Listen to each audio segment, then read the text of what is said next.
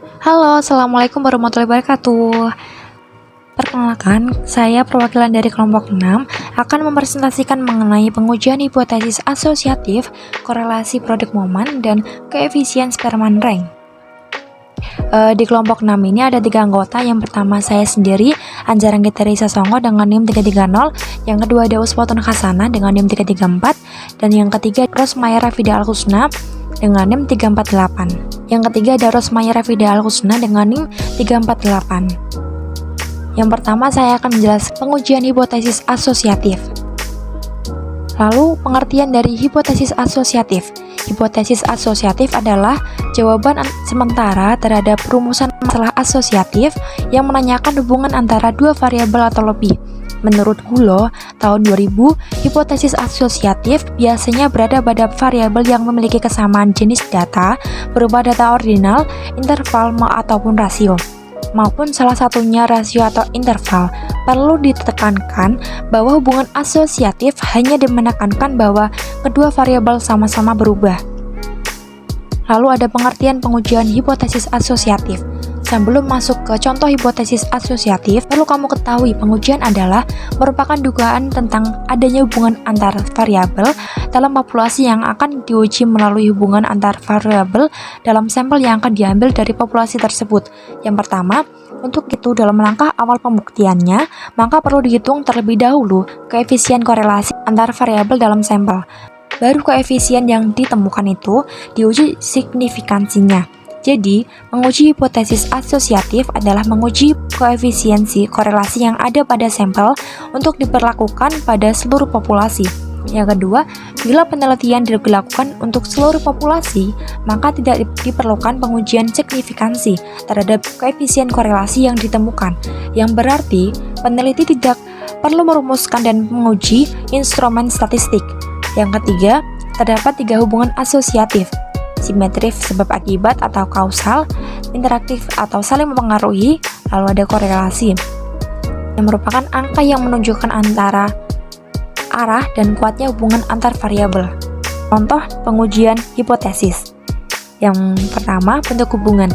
Ada hubungan yang signifikan antara konsepsi siswa pada pembelajaran zat adiktif pada makanan dengan metode praktikum di Sorong, Papua Barat.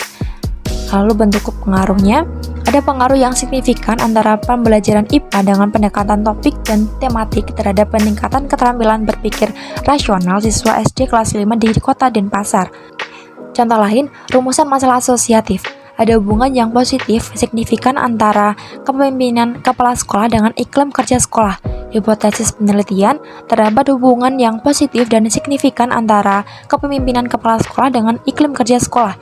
Hipotesis statistiknya bisa dilihat H0, rho sama dengan 0, 0 berarti tidak ada hubungan, HA, rho tidak sama dengan 0, tidak sama dengan 0 berarti lebih besar atau kurang dari 0 berarti ada hubungan. Lalu selanjutnya ada pedoman memilih teknik korelasi, macam atau tingkat data. Yang pertama ada nominal, teknik korelasinya koefisien kontingensi. Yang kedua ada ordinal, teknik korelasinya Spearman rank kendal tahu. Lalu ada interval dan rasio, teknik korelasinya person produk momen, and korelasi ganda dan korelasi parsial. Selanjutnya saya akan menjelaskan mengenai korelasi produk momen. Di korelasi produk momen merupakan salah satu teknik untuk mencari korelasi antara dua variabel. Teknik ini dikembangkan oleh Carl Pearson sehingga dikenal pula dengan teknik atau rumus korelasi Pearson. Teknik korelasi produk momen termasuk statistik parametrik, oleh karenanya menuntut adanya persyaratan yang harus dipenuhi. Bila akan menggunakan teknik ini, maka variabel yang dikorelasikan harus merupakan variabel kontinu atau datanya berupa skala interval. Yang kedua, sampel penelitian bersifat homogen atau mendekati homogen, dan garis-garis regresi merupakan garis linear. Selanjutnya, penggunaan teknik korelasi produk momen. Teknik korelasi ini digunakan bila berhadapan dengan kenyataan bahwa yang pertama, sampel diambil secara acak atau random. Yang kedua, dua variabel yang akan dicari korelasinya terdiri dari dua gejala interval atau rasio. Yang ketiga, regresinya merupakan regresi linear atau garis lurus. Nah, di sini ada 3 kemungkinan hipotesis yang diuji. Yang pertama, hipotesis uji dua pihak. H0, rho sama dengan 0, H1, rho tidak sama dengan 0. Bisa dilihat, daerah kiri H0 ditolak, bagian tengah H0 diterima 95%, dan sebelah kanan ada H0 ditolak. Lalu yang kedua ada hipotesis satu pihak uji pihak kanan. H0 rho kurang dari sama dengan 0, H1 rho lebih dari 0. Bisa dilihat grafiknya. Selanjutnya ada hipotesis satu pihak uji pihak kiri. Kemudian ada lambang korelasi produk momen. Yang pertama, kuat lemah atau tinggi rendahnya korelasi antar dua variabel dapat diketahui dengan melihat besar kecilnya angka indeks korelasi, yang pada teknik korelasi produk momen diberi lambang dengan R, dibaca R produk momen. Angka indeks korelasi produk momen ini indeks dengan huruf kecil dari huruf-huruf yang dipergunakan untuk dua buah variabel yang sedang dicari korelasinya. Jadi, apabila variabel pertama diberi lambang X dan variabel yang kedua diberi lambang Y, maka angka indeks korelasinya dinyatakan dengan lambang. Contoh, cara mencari atau menghitung dan memberikan interpretasi terhadap angka indeks R korelasi produk momen. Yang pertama, untuk data tunggal N kurang dari 30 dengan deviasi standar, angka koefisien korelasi produk momen dapat diperoleh dengan berbagai macam cara sebagai berikut. Yang pertama, ini ada korelasi produk momen RXY sama dengan elemen XY per N kali SDX dikali SDY. Dengan keterangannya, R, XY, angka korelasi antara variabel X dan Y, elemen XY, jumlah dari hasil perkalian antara deviasi skor-skor pada variabel X dengan deviasi skor-skor pada variabel Y.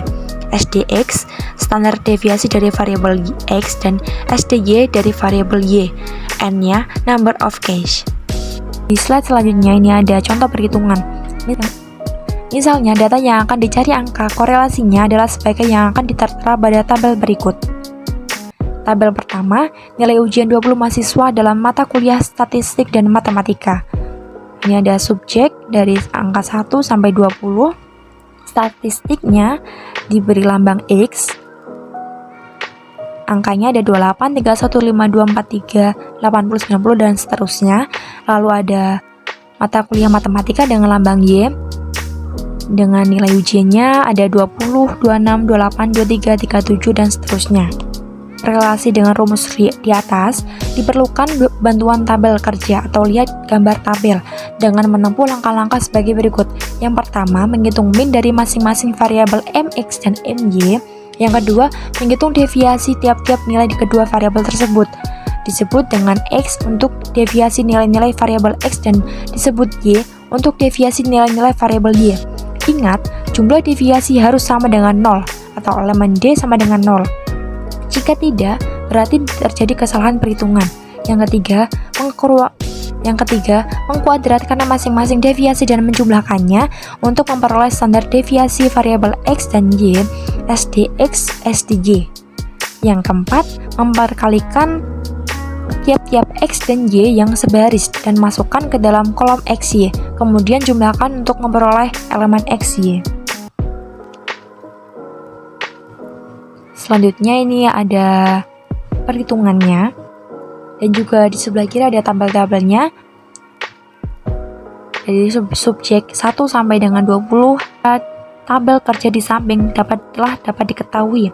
Tadi A-nya N sama dengan 20, MX-nya sama dengan 61, MY-nya 28, SDX-nya ada 17.461, SDXY-nya 4.517, lalu elemen XY-nya ada 1.269.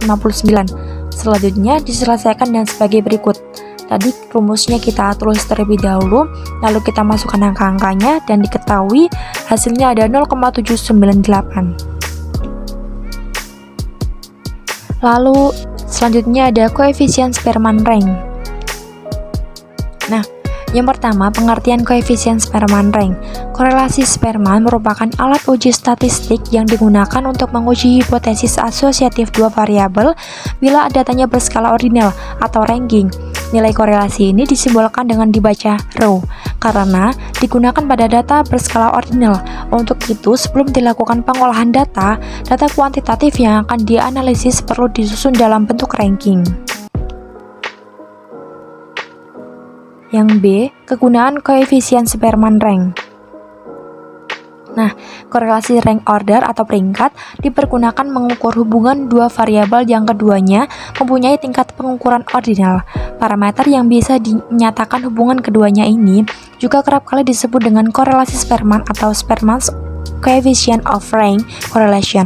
Pengertian lain yaitu korelasi Spearman merupakan alat uji statistik yang digunakan untuk menguji hipotesis asosiatif dua variabel bila datanya berskala ordinal atau ranking. Nilai korelasi ini disimbolkan dengan dibaca rho karena digunakan pada data berskala ordinal.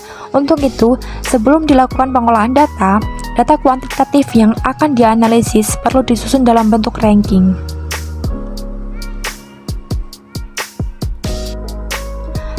Lalu selanjutnya ada contoh cara mencari atau menghitung dengan koefisien Spearman rank. Nah, contoh pertama, jika ada dua orang, Nabil dan Agus, yang sama-sama penggemar buah. Kedua orang itu diminta untuk memberikan nilai terhadap 10 jenis buah. Buah paling digemari diberi nilai 1 dan seterusnya, sampai buah yang tidak disenangi diberi nilai 10. Dengan kata lain, Nabil dan Agus diminta untuk memberikan rank atau peringkat.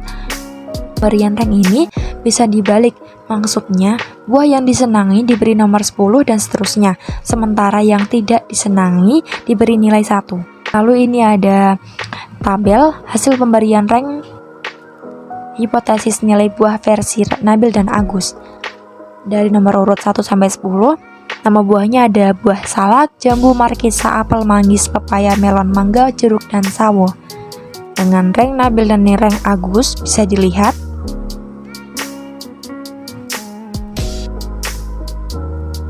lalu, apabila dibuat koefisien korelasi antara rank dari Agus dan Nabil terhadap 10 jenis buah tersebut, maka akan diperoleh koefisien korelasi buah dengan rumus R sama dengan 1 min 6 elemen DI akar pangkat 2 per N dikali N akar pangkat 2 min 1, di mana DI sama dengan selisih dari pasangan rank ke I dan N merupakan jumlah pasangan rank, atau dalam hal ini N sama dengan 10.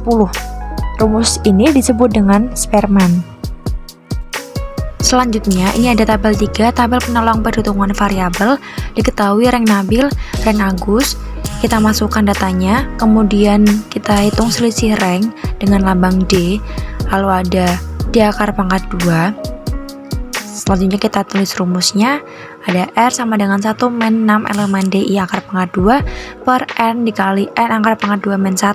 Kita masukkan angka-angkanya, lalu diketahui hasilnya ada 1 kurangi 0,1455 dan hasilnya ada 0,85. Baik, sekian yang dapat saya sampaikan, semoga bermanfaat. Kurang lebihnya saya mohon maaf. Wassalamualaikum warahmatullahi wabarakatuh.